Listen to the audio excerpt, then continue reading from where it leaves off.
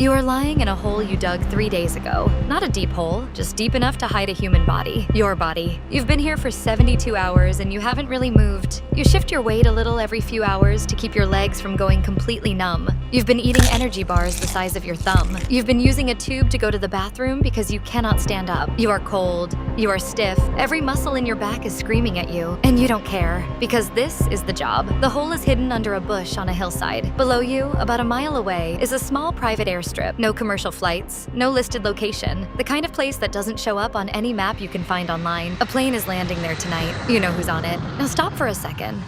Because 3 days before you climbed into this hole, you were sitting in a completely normal hotel lobby, marble floors, a guy playing piano in the corner, business people walking around with coffee cups and rolling suitcases, a woman near the bar laughing at something on her phone. Totally ordinary, totally normal, and not one single person in that lobby knew what you were. Not the guy at the front desk who handed you your room key, not the businessman who held the elevator door open for you, not the security guard who gave you a nod on your way out. You walked through that entire lobby surrounded by dozens of people, and you were completely invisible. So here's the question this video is going to answer. What does it actually feel like to be the most dangerous person in a room full of people who have absolutely no idea you exist? And I'm going to tell you right now, the answer isn't what you think. It's not some cool, powerful action movie feeling. It's something much stranger than that, and it takes years to understand it. By the time you figure it out, you're already too far in to go back to the hillside. Your partner is buried in the dirt about 8 feet to your left. He's been looking through a spotting scope for the last 4 hours without saying a word. You've worked together long enough that you don't need words. A short breath means stay ready.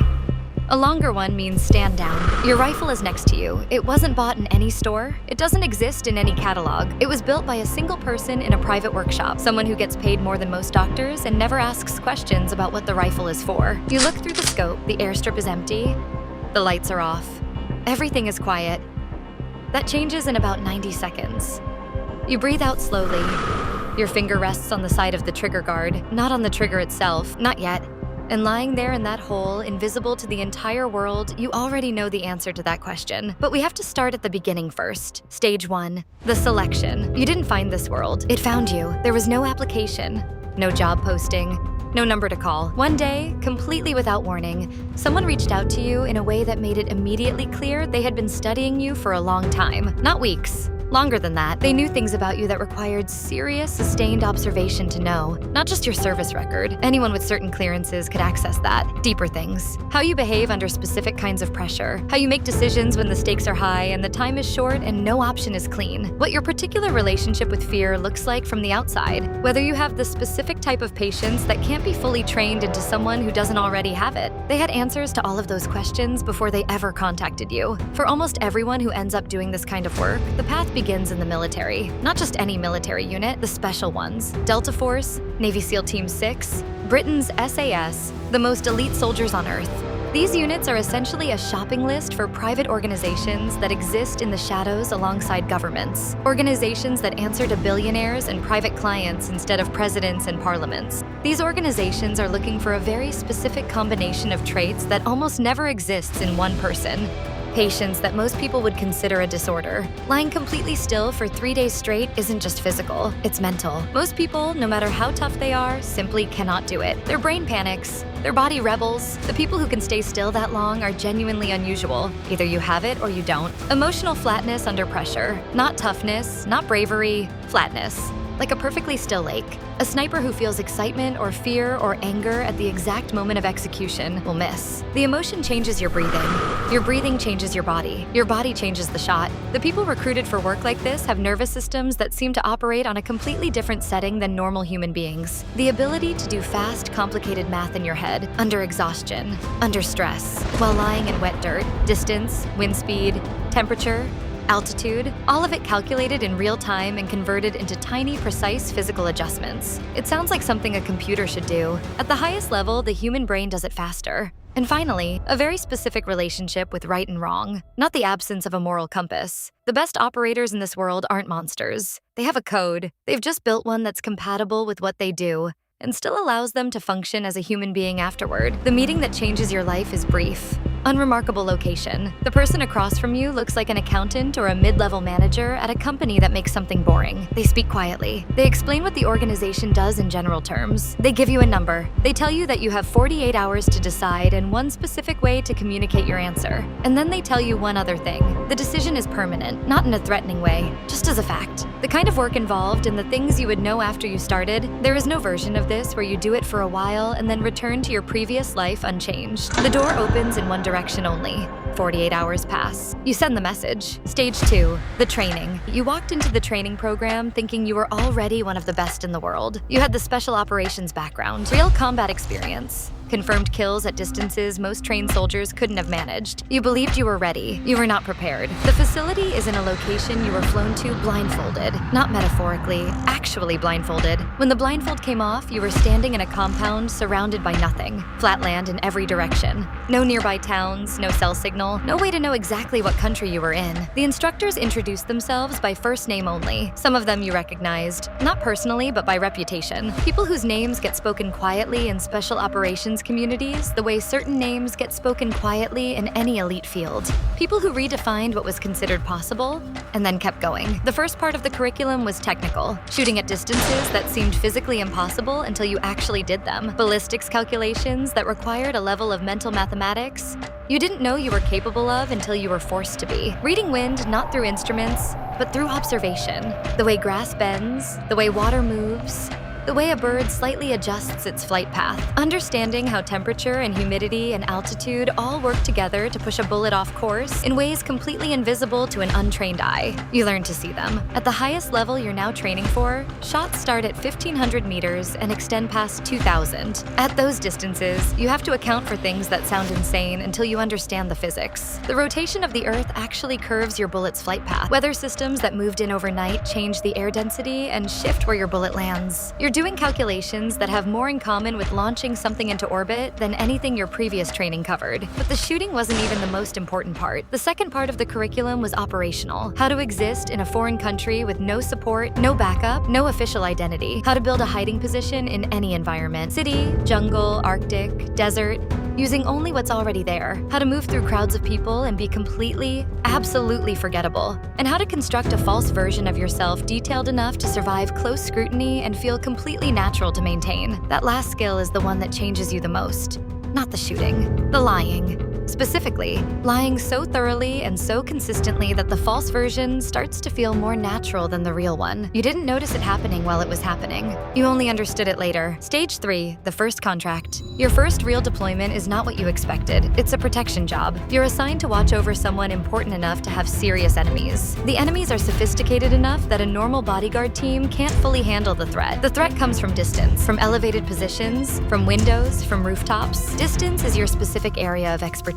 So you go up high, you find positions above the city, and you watch from above while your principal moves through the streets below. For hours, sometimes an entire day. You're looking through a scope at every person who comes within a certain distance, running constant silent calculations. Is that person walking toward the car or just walking in that direction? Is that vehicle slowing down because of traffic or because it's positioning for something? It sounds boring. It is also one of the most mentally exhausting things a human being can do. And then you see something. A man in a window, third floor of a building across the street. He isn't holding anything visible, but the angle of his body, the distribution of his weight, the specific geometry of his shoulders tells you exactly what he's doing before he does it. You recognize it instantly because you have been in that exact position yourself. You get on the radio immediately. The route changes. 30 seconds later, the window is empty. The man is gone. What happened to that man somewhere else, involving other members of your team, you are never told. You don't ask. But something shifted in that moment that you didn't fully understand until later. Recognizing that man in the window meant you now existed on both sides of the scope at the same time. You were the protection and the threat simultaneously. You understood both positions from the inside. Once you see the world that way, you cannot unsee it. You didn't know that then. Stage 4, the work. The contracts come regularly now and they are not all the same. Some are protection, some are surveillance. Watching specific people, learning their habits, building a complete picture of their daily life without them ever suspecting. And some are the kind that don't get described using certain words in any communication ever. You stop thinking about jobs in terms of right and wrong belongs somewhere around this stage, you start thinking about them purely in terms of variables: distance, environment, weather, entry, exit, time window. Every job becomes an engineering problem because engineering problems have solutions and moral debates have no bottom. The clients are not what you imagined. No cartoon villains. Nobody in a dark room giving a speech about world domination. The people who hire organizations like yours look exactly like what they are: executives, strategists, older men and women in expensive but boring clothes,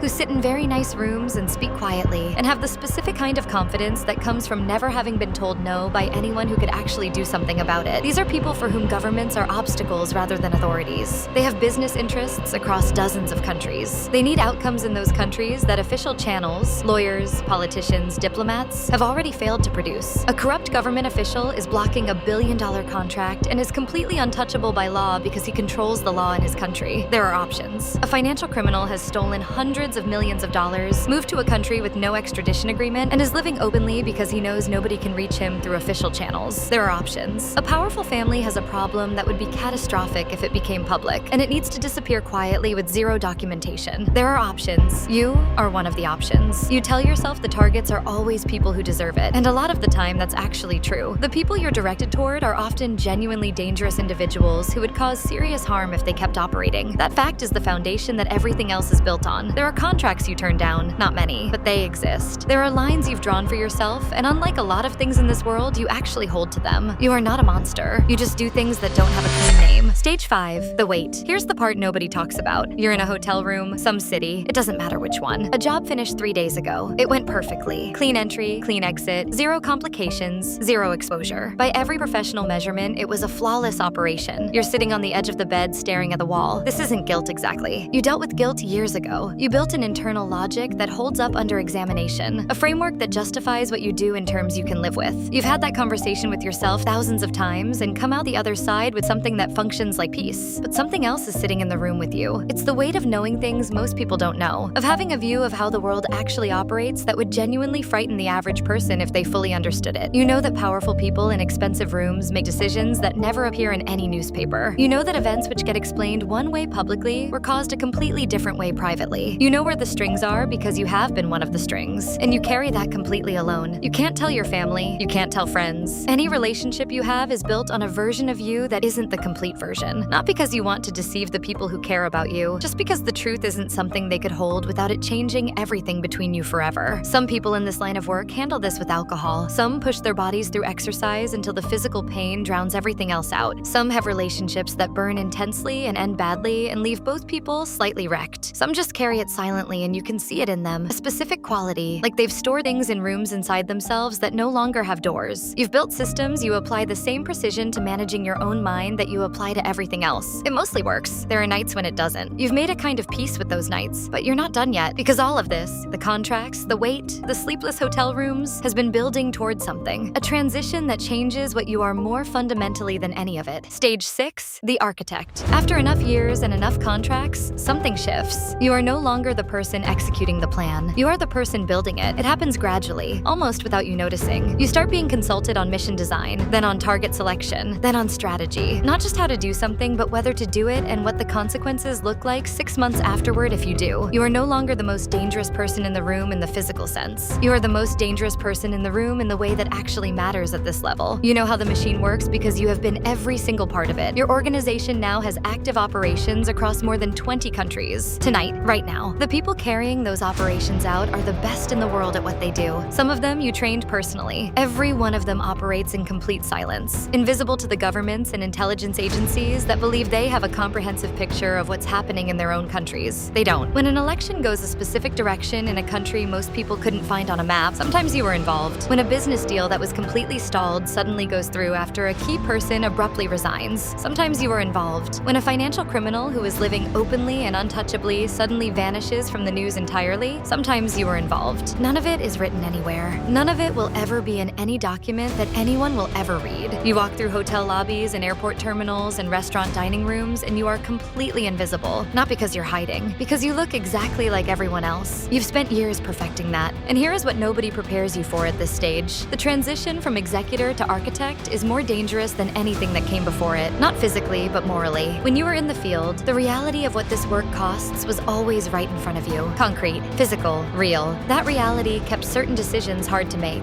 Now you operate at altitude, and at altitude things become abstract. Abstract things are easier to authorize. You've watched it happen to other people. The slow drift from someone who understands the full cost of a decision to someone who just makes the decision. You can feel the current around you. You resist it, mostly. There is a very specific feeling that comes with existing at this level. Not the loud, visible power of a politician on television. Something quieter. The knowledge that you are an invisible hand. That the world has a surface most people live on and a mechanism underneath that most people don't see. And you live in the mechanism. You could walk away. Financially, you've been able to walk away for years. But who are you if you stop? What do you do with everything you know? Where do you go? And what story do you tell about where you've been for the last 15 years? And underneath all of that, the honest answer, the one you don't say out loud, is simpler and harder than any of it. You are extraordinary at this. And being extraordinary at something has a gravity that pulls at you in ways that have nothing to do with money or mission or justification. It just pulls. The answer. Remember the question from the beginning? What does it feel like to be the most dangerous person in a room full of people who have absolutely no idea you exist? Here is the real answer. It feels like nothing. Not nothing cold or empty. Nothing the way breathing feels like nothing. So automatic and so constant that you stop noticing it somewhere along the way. In the training, in the early contracts, in the 100 small moments where you felt something sharp and had to set it down and keep moving forward.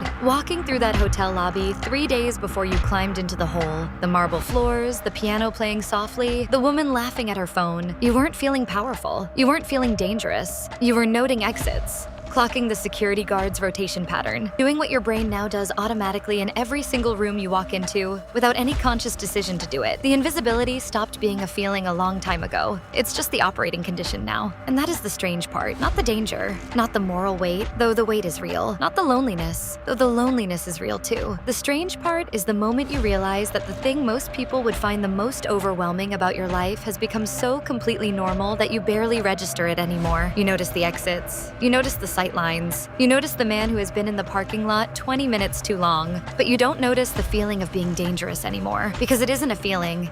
It's just who you are. Back to the hillside. The lights come on at the airstrip. Your spotter exhales. One short breath. Stay ready. You move your finger onto the trigger. Below you, ordinary-looking people are doing ordinary-looking things in a place that doesn't officially exist. Surrounded by darkness, with absolutely no idea that on a hillside above them is someone who started this entire journey by sitting across a table from a quiet man who looked like an accountant and sending a single message 48 hours later. One message, one door, and now here. The world has a surface that most people live on their entire lives without ever questioning. And underneath that surface, there is a mechanism. Decisions and invisible hands and people lying in holes on hillsides above private airstrips. Most people will never see it. Most people will go their entire lives not knowing it's there. And somewhere right now, in a military base or a special operations debrief room, or maybe just a completely normal apartment somewhere, there is a person who is very good at a very specific set of things. Someone patient in a way that makes other people slightly uncomfortable. Someone whose nervous system runs on a different setting than everyone around them. And one day soon, completely without warning, someone is going to reach out to them. A quiet meeting, an unremarkable location, a calm voice explaining things in general terms, a single number that changes the math on everything, and 48 hours to decide. The door only opens one way, but here's what nobody tells you when you're standing in front of it. You can see exactly what's on the other side. You just can't see what you leave behind when you walk through.